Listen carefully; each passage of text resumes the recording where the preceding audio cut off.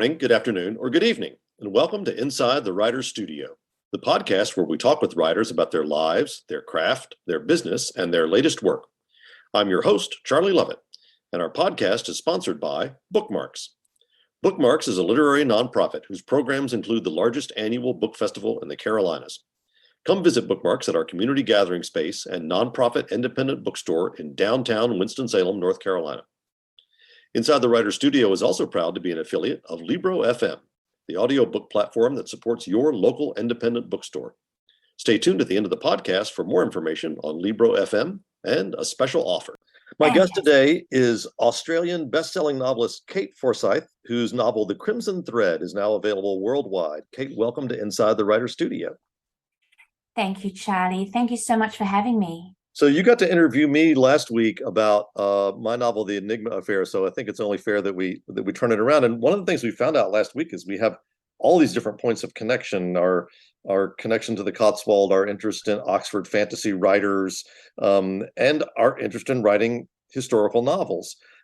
You've been called, or at least I'm going to call you, a master of the historical novel. What drew you to that particular form? Why did you want to write novels about things that really happened? I think it's because when I was a kid, I was quite a sick child. And so I was very constrained in my physical body. And so my imagination loved to fly free. And the books I most loved to read were ones that were full of sort of magic and adventure and mystery that took me out of my own body. I was particularly drawn to stories that were set long, long ago and far, far away. And so this interest in other places and other times has just been a constant all through my life. Mm-hmm. Do you think, growing up in Australia, the idea of because, so much of the canon of literature and in children's books is set in the Northern Hemisphere. I mean, at least in the English language, do you think that played into the idea that these are places that are far away and that are different from where you lived? Yeah, I absolutely do think so. When I was a child growing up, most of our children's books were British. Mm-hmm. And even though there's been an amazing, flowering of Australian children's literature since then, my imagination was shaped by the books that I read when I was a little girl. So, Enid Blyton, Mm-hmm. C.S. Lewis, Tolkien, Elizabeth Goudge, in books like that. Rosemary Sutcliffe, I loved Rosemary Sutcliffe. Yeah. I feel like, and I may be wrong about this, but it feels to me like we're sort of in this almost golden age of historical novels. I feel like every second novel I pick up is a historical novel. Do you think, 250 years from now, people are going to look back and say, oh, the 21st century, that's a time period when people liked to learn about history through fiction, through novels, through storytelling? I certainly hope so. I do think there's a wheel of fortune in the literature industry where, for a period of times, one genre of fiction really, really dominates. Mm-hmm. And then I think, the wheel of fortune turns and other books become really, really popular as well. I think historical fiction occupies a really special place in many readers' imaginations because on the one hand, it has all the drama and, vivid color and adventure of fantasy, but it's set in a real place and a real time about real people. And so it bridges us to the past, to our ancestors, to our culture's past, but still is a damn good read. Do you think fiction is an effective way for people to learn about history? I think it is the most effective way. Yeah. I feel that with absolute certainty and with great passion, because what fiction does is it transports us. It makes us feel as if we were there. And on top of that, it tells of the lives of ordinary people, just like us. While often history books focus on the big names, the big dates, and they are often told in a very dry, factual, even unengaging way. The best historical books are structured and written like novels. Mhm. Mhm. And the best historical novels have all depth of research and the assurity of fact checking as a historical nonfiction. Mhm. And so does that make historical novels particularly good at telling us the stories of history that we didn't learn in school, the parts that have fallen between the cracks, or things that have been discovered about history? I mean, this is certainly true with World War II since we were all in school. Yeah, I absolutely think that's true. A lot of historical novelists are drawn to telling the untold story, Mhm. exploring, that famous saying that history is written by the victors. Yeah. Often, historical fiction is written by those who are interested in the losers. Mhm. So people of color, women, ordinary people who suffered while the generals fought over their land. Um, you know, I think historical novelists like to explore and illuminate the gaps and lesions and lacunas in history. Mhm. Mhm. Now, your latest novel is called The Crimson Thread. It's set on the island of Crete during World War II. Tell us a little bit about the book. So the Crimson Thread is a retelling of the Minotaur in the Labyrinth myth, which is an ancient Cretan myth about a bull-headed monster locked up in a labyrinth under the palace of Knossos. I don't retell it as if directly. I'm using its symbols and structures to explore, the lives of a young Greek woman who saves the life of two Allied soldiers and keeps them hidden from the Nazis at great risk to herself and her family. So the invasion, the occupation of an island during a world war doesn't it's a complex thing. It's a sort of disorganized thing. Lots of different things are going on at the same time. History doesn't just arrange itself in nice, neat packages like a novel does. So how do you take this moment in history, these years from just before the Nazi invasion of Crete through the Second World War, and somehow organize all of that into what is your process for taking that mass of stuff and forming it into this shape that we call a novel that has a beginning and a middle and an end and a character arc and all those other things we've come to expect? Yes, it's one of the great challenges of being a historical novelist. There's 1,000 trillion fascinating stories and fascinating facts that I have to choose to leave out Mm-hmm. because I need to concentrate on what my core story is. And, for me, my core story was the story of Alenka, this young Greek woman living in Crete during the invasion, and her interactions with these two young soldiers whose lives that she saves, and her struggles to liberate her country and overcome her country's occupiers. And so that was my core story. And much as I would have loved to have shown what was going on elsewhere in the island or even elsewhere in the world, I had to narrow my focus down. And so I made it very narrow and very deep. Mm-hmm. Yeah, I love this idea, and I have done this in my novels too, of showing the grand events of history through the eyes of the ordinary people who were affected by those events. As you say, so often we're reading about the generals or the leaders or who are not really, in many ways, not as affected by the decisions they make as a farmer, a shoemaker, an ordinary person in a town far away. Um, talk a little bit about the art of sort of taking a fictional character like Alenka and incorporating her into a a real historical time period. And how does that help you to shape her character as a novelist? Yes, I always think about what it must have been like for me if I had been there living through those times. What would I have done? How would I have felt? How would I have reacted? I've certainly never been trained to be a spy or trained to be a soldier. And then I imagine myself into the skin of my characters. I like, I do, rich, deep, immersive research so that I know what their daily lives were like, how they might have lived and worked, and what they ate, and anything I can to bring the character to life. And then I weave the historical facts around them. I choose where they are and what they might be doing and how they might feel in response to what was really happening, in true life. So, for example, there were terrible atrocities in Crete during the occupation. The Cretan people were one of the few civilians who rose up and fought and tried to overthrow their Nazi invaders and occupiers, and they were harshly punished as a result.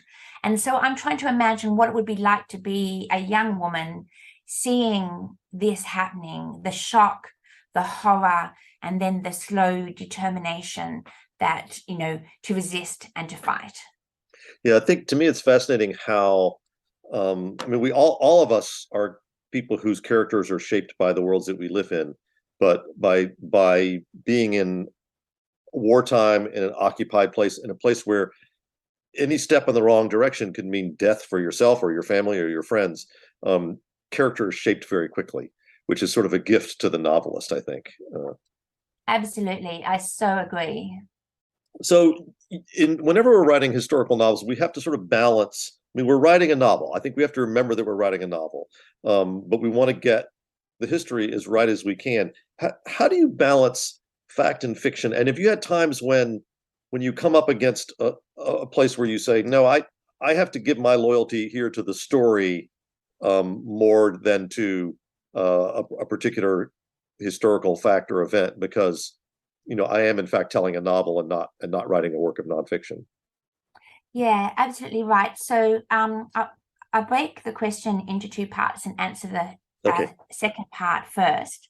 For me, the first thing I do is try and identify what I call the known facts, what we know and what has been established and is supported by empirical evidence. And then I lay those down as unmovable pegs. But then I interrogate them, how much of them, how much is actually true, how much is established fact, but there's no evidence for, how much movement is there. And then I'm interested in what hasn't been told, what isn't known. So I tend to lay down, so for example, we know the date of the Nazi invasion into Crete. We know a great deal about what happened in the battles because of the recorded memories of the Germans, the Allied soldiers, and the local Cretan people. I interrogate those two and find out what is true and what is not. And then I weave my imaginary life of my imaginary characters around those known facts. I will only change or bend a known fact for the purpose of a story if it doesn't have any huge ramifications for true history. So, for example, in The Crimson Thread, I have a scene in which my heroine, Alenka, is helping to nurse all the wounded soldiers at the Villa Ariadne in Knossos, which is true. This is what happened. But I have her working with a young Australian nurse there. Now, the Australian nurses were actually evacuated off the island 3 days earlier. And so I slightly bent the truth by having them, some nurses still on the island, even though there weren't, because, my main reason for doing so was because I'd had an auction for, someone to have their name in my novel. Yeah. And the woman who won the auction was called Faith Norton Green. And so I couldn't give her name to a Greek woman. She had to be English or Australian. And therefore, she was a nurse. And I bent the truth very slightly, just to make sure that she could have a wonderful role in the book. Yeah. So I want to go back to what you said when you were first talking about the book, and that is this sort of thematic presence and the underlying of the myth of the labyrinth, and also this idea of the unbroken, then at that time unbroken code of the Cretan hieroglyphs. That it all gives this sort of air of ancient mystery to the setting, to the novel, even to the characters. How do you use the ancient history and the mythology to sort of illuminate what's happening in the modern story? Yes, I'm very drawn to ancient stories, myths and fairy tales and folklore, simply because they are so ancient. You know, humans have been inventing stories to explain our mysterious universe for more than 100,000 years. And these stories are astonishingly similar. They change, but they stay the same. You know, Joseph Campbell said, "It is the one constant yet marvelously shape-shifting story that we tell." And that's I'm really drawn to that. The story of the Minotaur is the story of having to face one's fear. The in myth and fairy tale, the monster plays the role of a space in which we project our darkest fears and our least desirable attributes. So in my novel, The Crimson Thread, the Minotaur stands for war, for the cruelty of war, for the hubris of one man deciding that he wants to rule the world and sending in his soldiers to slaughter all those that refuse to submit. That is monstrous. And what's so uncanny about writing a book about the cruelty and arrogance of war and the dark emotions that drive it is how relevant it is today. What we are seeing in the Ukraine right now is exactly what happened to the people of Crete and other invaded countries during the Nazi rampage. So and it also happened in the past. Crete is one of the most invaded countries in the history of the world. They have been invaded and occupied dozens of times by different people because of their strategic position in the midst of the Mediterranean Sea. And so by telling a story set 1941 to 1945, but shining a light backwards into the history of Crete to its very dawn of time, the story of the Minotaur, which is, of course, a concealed, or it's a story told in secret code, if you like. I'm also shining a light forward to our day now. And this gives the novel a kind of heft and a kind of weight and a kind of relevance that it might not have if I hadn't chosen to do that. Yeah, I feel like I would have read this novel with different eyes a year and a half ago before the invasion of Ukraine. Not to say that there aren't other invasions and occupations going on all the time, but that one has just been, at least in the Western world, has been so much in the news that I could not help but almost lay my newspaper and this novel side by side and think, because you want to read a novel like this and go, well, never again. But as you say, you're really just in a continuum of history repeating itself.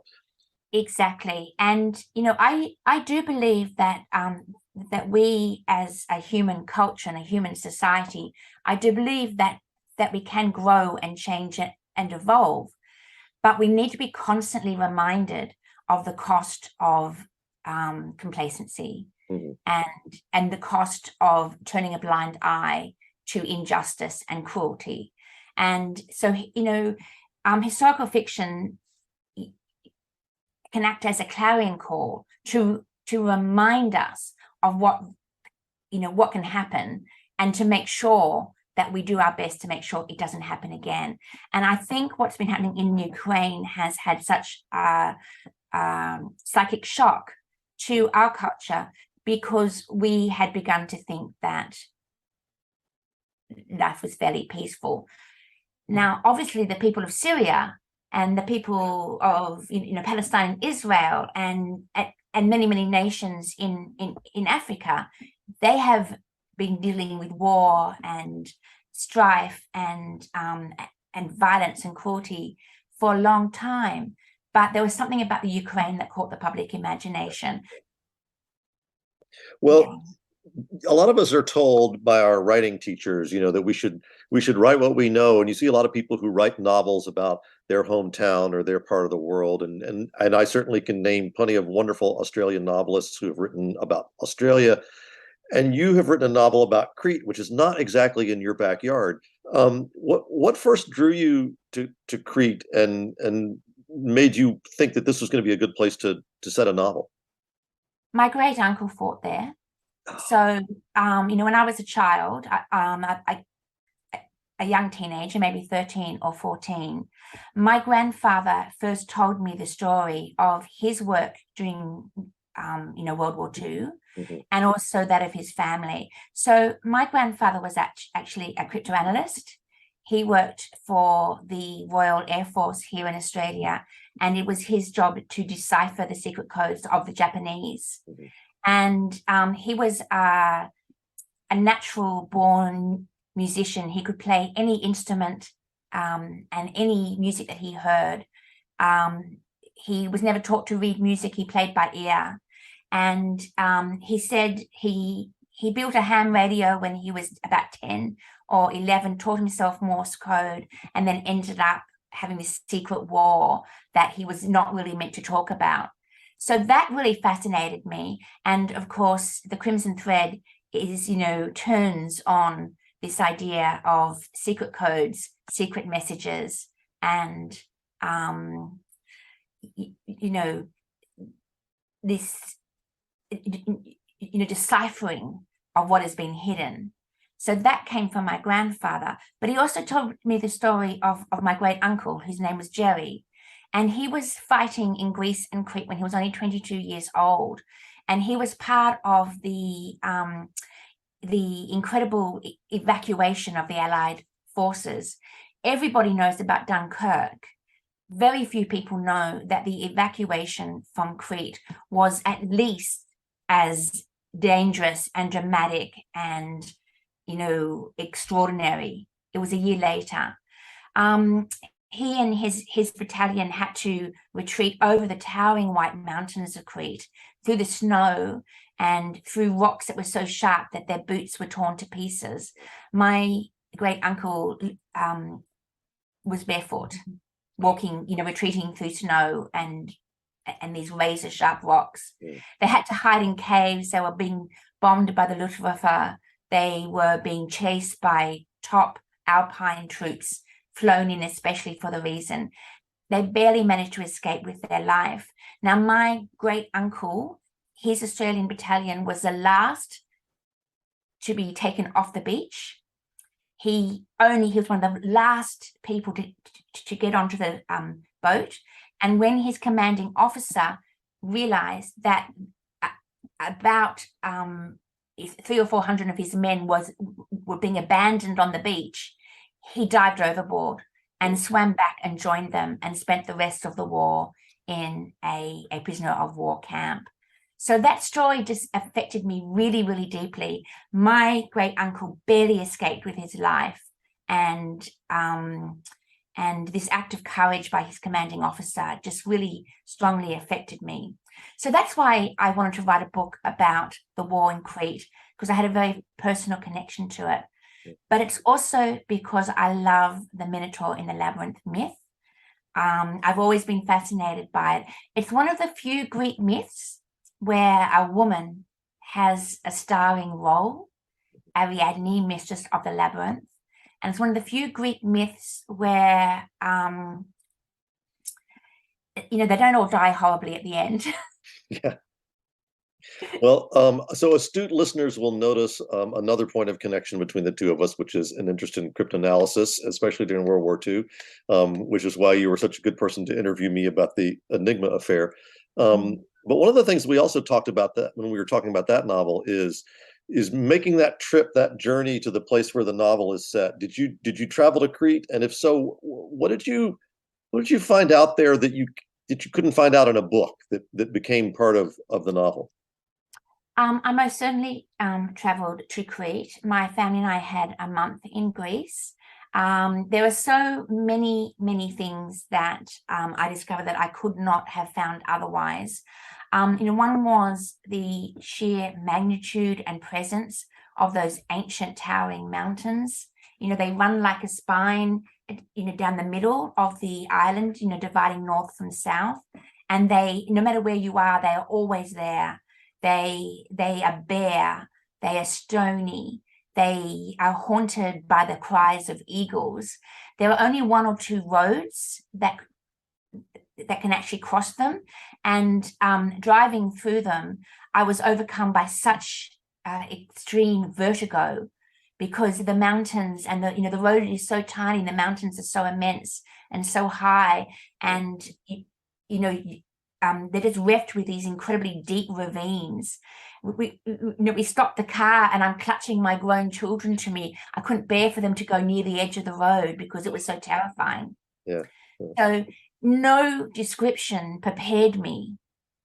I had read dozens and dozens and dozens of people talking about the mountains, but until I was there, I did not realize what an incredibly powerful, ancient brooding presence they have in the island. The other thing that I realized is that the water around Crete is crystal clear, absolutely crystal clear, and extremely buoyant. So, swimming there, you can see your shadow on the white sands below you. If a bird flies overhead, you can see the shadow of the bird, and you can see the roots of the mountain plunging down. And this, of course, brought it home to me how very dangerous it was if there were any British submarines coming towards the island to try and rescue the stranded soldiers. They could be easily seen from the sky, and they were all bombed.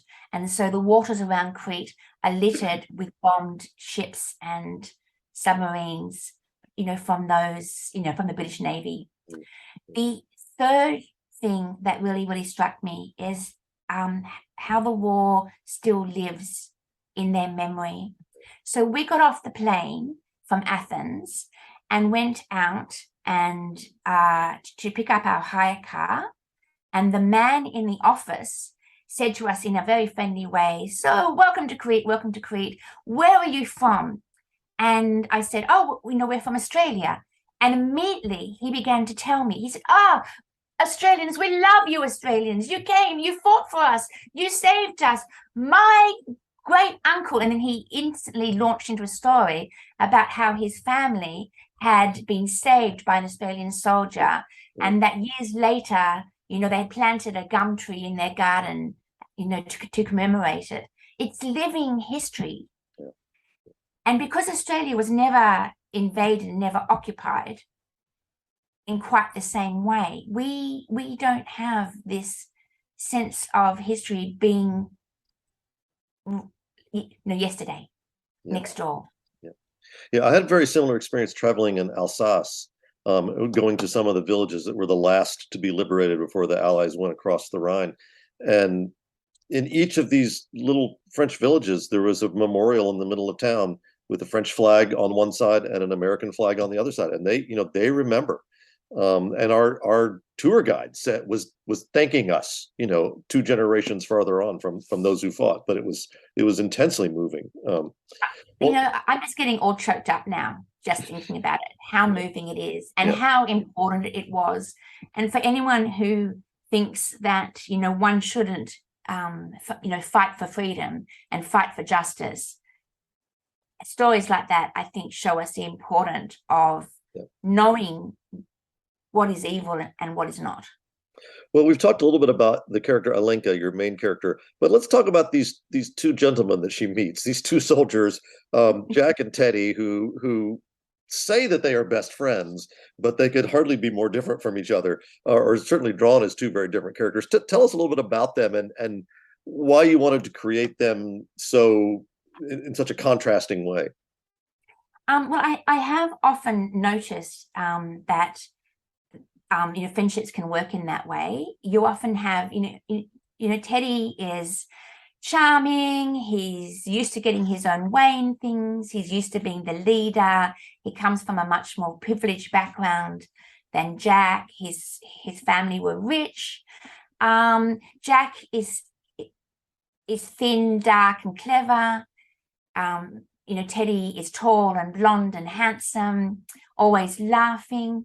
But, there is a darker aspect to, Teddy's nature, which under the pressures of war and under the pressures of trying to survive, I think, darken and harden into something that perhaps mightn't have happened if he'd stayed at home and got married to the girl next door. Jack is very much based on my grandfather and on my great uncles. How he looks, he's musical. Yeah. He has a talent for maths and is drawn to cryptoanalysis, just like you and me. I gave Jack a lot of myself as well.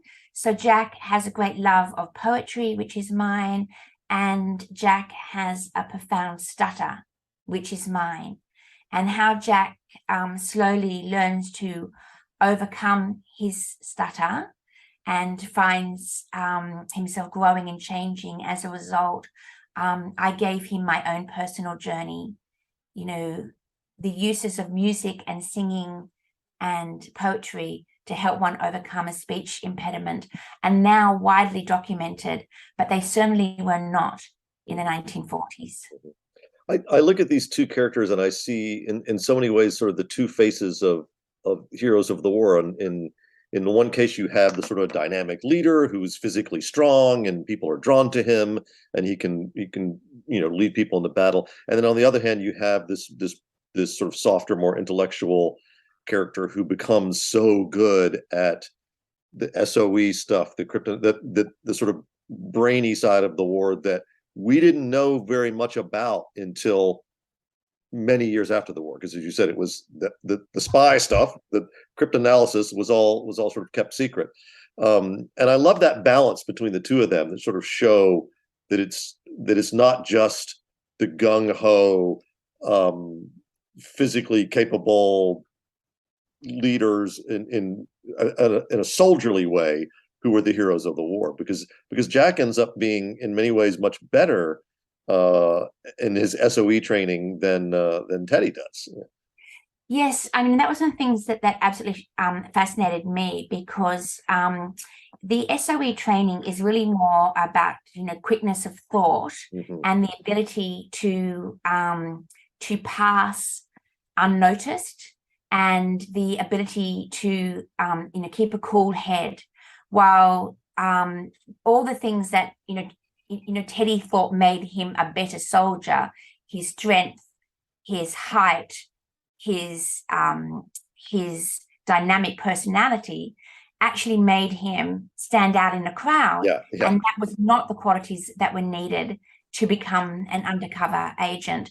People may not know that the SOE, the Special Operations Executive, actually dropped British and Allied officers into Crete, where they lived hidden in disguise for up to 2.5 years, having to pass as Cretan. And so, of course, Jack, being, smaller and dark-haired and dark-eyed, was better able to do that than Teddy. So Alenka is fighting a battle not just outside of her home against the invaders, but in many ways within her home as well. I mean, she has what I can only describe as a dysfunctional family, but it's dysfunctional in a way that works so well in this novel. Tell us a little bit about her family unit, what's going on there, and how that provides such a good narrative opportunity for the book. So Alenka's family, she lives with her mother and her half-brother. Her mother is strangely silent. She very, very barely, very, very rarely speaks. And when she does so, it's very difficult for her to do so. And gradually over the course of the book, we discover that she is mute because of past trauma in her life. Alenka's half-brother, his name is Axel, which is, of course, a German name, not a Greek name. Axel's father was a German archaeologist who was working at the Palace of Knossos and the ruined, the old Minoan ruins there. And gradually we come to find out that, Alenka's mother had been assaulted by this German archaeologist and subsequently bore an illegitimate child. So Axel is the embodiment of the Minotaur. Ariadne is the embodiment of Ariadne. Alenka is the embodiment of Ariadne. And so that tension between the young woman who has to choose between, protecting her half-brother, the Minotaur, or saving her country, that dilemma, the expression horns of a dilemma actually come from the story of Ariadne and her half-brother, the Minotaur. She has to choose, and it's an unbearably difficult choice. In the end, of course, what she chooses is absolutely crucial, both for her brother's fate and for the fate of her country, just as it is in the original Minotaur in the Labyrinth myth. Yeah. And as her brother sort of is associating with these Nazis, it kind of it really personalizes the fact that this is the embodiment of evil. And I mean, I think as novelists, I feel like it's one of the reasons we're gravitated to World War II stories, because it's so easy to create the villains. I mean, it's not a situation where there was a lot of moral ambiguity about should they be doing what they were doing. But there's this beautiful moment in the book where one of the women on the island is at the unmarked graves of some of the Nazi soldiers who have died, and is sort of taken a task for it. And she says, well, they were still someone's sons. Can you talk about sort of humanizing the invaders to a certain extent? It was quite important to me to show I suppose, some of the nuances of good and evil and of the choices that we make. And so I have evil German officers because they were evil in history. The Butcher of Crete, for example, the commander of the island was responsible for some of the worst atrocities of the whole war. But then I also have a scene in which a young German soldier lets Alenka and Jack go because of the beauty. Jack plays a Bach piece of music, prelude, on the Cretan lyra, and he recognizes the universality of music, and he lets Alenka and Jack go, even though he must suspect that she's hiding a soldier. So I wanted to show that the Germans were capable of compassion as well as the Greeks and the Allies.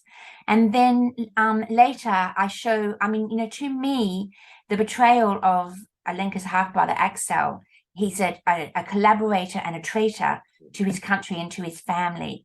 That is the most heinous act of the whole book, I think. And so he is half Greek, half German, but he is capable of evil. And then Teddy, who is Australian, is on the side of the good guys, but he too has, makes some moral choices that are reprehensible. So I was trying to show, I suppose, that war is not only the time in which we see the worst of human nature, but we can also see the best of human nature as well. Courage, compassion, resilience, strength, determination. And by having a more balanced and nuanced view of good and evil in the book, I'm trying to show that it's not one's nationality that makes us good or evil. It's our own personal choices. Yeah. I find one of the things I try to do as a novelist is sort of get inside the head of my characters. Where you want to try to understand them from the inside, and I've been inside the heads of of of booksellers and bishops and even inside the head of an assassin. But it's, when I was writing about Heinrich Himmler as a character, that was a head that was very uncomfortable to try to be inside of. When you were writing about these atrocities that are committed by the invaders, are you able to sort of emotionally separate yourself from that as you're writing, or do you have that difficulty of, if I can only get through a few paragraphs of this today, that I need to go outside and breathe? I'm so with you, Charlie. I'm incapable of emotionally separating myself from any of my characters. I think it's a really important part of what we do as novelists, where we're actually projecting ourselves into the skin of imaginary characters. But if they're going to come to blazing life on the page, we can't be emotionally separated from them. So it is part of the challenge. How do we deal with such monstrous material and still, manage to do our job? And like you say, I think that, the most difficult scenes, we do our best, but I quite like to go and have a swim in the ocean afterwards. Yeah. And I try and write the scenes with as much sensitivity and